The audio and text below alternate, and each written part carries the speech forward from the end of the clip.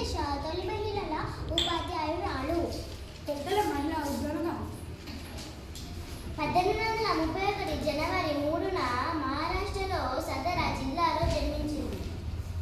1840లో 9వ ఏట జ్యోతిరావు పూలేతో వివాహం జరిగింది.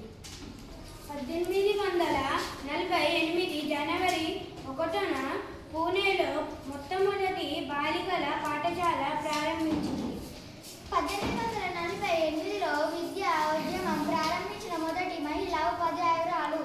1840లో మే 12 బౌద్ధానులకు మొట్టమొదటి పాఠశాల. 1868లో అంటరానితనానికి వ్యతిరేకంగా పోరాటం. 1896లో తమ పాఠశాల విద్యార్థులకు మధ్యాహ్న భోజనం.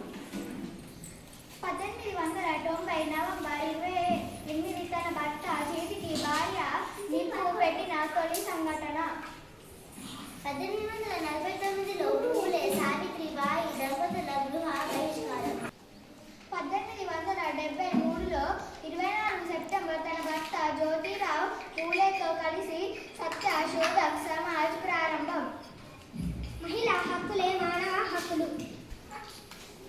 1852లో మహిళా సేవా మండల్ మహిళా సంఘం స్థాపన. 1854 కావ్య పూలే రచన. 1891 పావన కాశీ సుబోధ్ రత్నాకర్ ప్రచురించింది. పూణే విశ్వవిద్యాలయానికి సావిత్రిబాయి పేరు.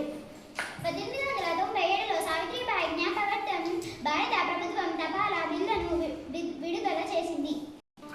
2025లో జనవరి 3 ఆమె జన్మదినం రోజున తెలంగాణ మహిళా ఉపాధ్యాయ దినోత్సవంగా తెలంగాణ ప్రభుత్వం ప్రకటించింది. 1877 మార్చి 10వ మహారాష్ట్రలోని 1897 మార్చి 10వ మహారాష్ట్రలోని పూణేలో ప్లేగు వ్యాధి సోకి మరణించింది. ఈరోజు సావిత్రిబాయి పూలే వర్ధంతి సందర్భంగా ఇవే మా నివాళులు.